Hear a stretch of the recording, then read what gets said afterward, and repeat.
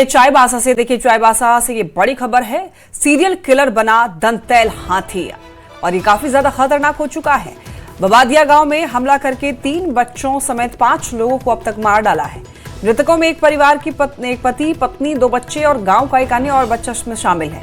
अब तक इस हाथी के हमले से ग्रामीणों की संख्या जो है वो 15 हो चुकी है। एक दंतैल हाथी सीरियल किलर बन चुका है। ऐसा इसलिए कह रहे हैं क्योंकि 5 लोगों की जान ले ली है, 3 बच्चों की भी जान ले चुकी है। ज्यादा जानकारी के लिए न्यूज 18 संवाददाता रुपेश प्रधान हमारे साथ जुड़ रहे हैं। रुपेश, देखिए, ये वही हाथी है जो लगातार पिछले 5-6 दिनों में कई लोगों की जान ले चुका है और बंगाल से भी स्पेशल टीम बुलाई गई थी। क्या अभी तक ट्रेस नहीं किया जा चुका है हाथी का?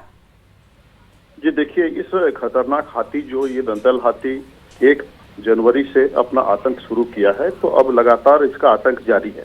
कल तक इस हाथी ने 10 लोगों की जान ली थी, लेकिन अब सुबह सुबह ये खबर आ रही है कि बीती रात को नोआमुंडी क्षेत्र में, कल तक गोलकरा क्षेत्र में आतंक मचाया हुआ था और वहां से सटा हुआ जो नोआमुंडी वन प्रक्षेत्र है उस ओर कल वो मूव कर गया था और बीती रात को एक ही गांव में हमला कर 5 लोगों को ये मार डाला है, जिसमें कि एक ही परिवार के 4 लोग हैं, जिसमें 2 बच्चे और पति पत्नी हैं और उसी गांव के एक अन्य बच्चे को भी इस हाथी ने मार डाला है, कुचलकर मार डाला है। तो अब तक कुल 15 लोगों की ये हाथी जान ले चुका है। पश्चिम बंगाल से भी टीम बुलाई गई है, लेकिन वो भी वनकर्मियों के साथ मिलकर लगातार इसे ट्रेस करने का प्रयास कर रही है। रात के समय ड्रोन के माध्यम से भी इसे ट्रैक करने का प्रयास किया जा रहा है, लेकिन ये हाथी अब तक ट्रैक नहीं हुआ है। ये हाथी एक रात जहाँ घटना देता है, वहाँ घटना को अंजाम देता है, उसके बाद करीब 20 से 25 किलोमीटर इसका मूवमेंट दूसरी ओर हो जाता है, जिसके कारण भी वनकर्मी असफल रहे हैं। कल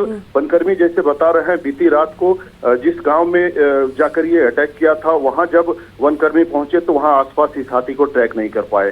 फिर दूसरी जगह मूवमेंट के बारे में जानकारी मिली, वहां जब वो पहुंचे फिर दोबारा खबर आई कि उसी गांव में वापस लौटा है और 4 लोगों को मार डाला है। तो अब उस आसपास के क्षेत्र में अब हाथी नहीं है। फिर जानकारी मिल रहा है कि मझगांव के क्षेत्र की ओर इसका मूवमेंट हो गया है।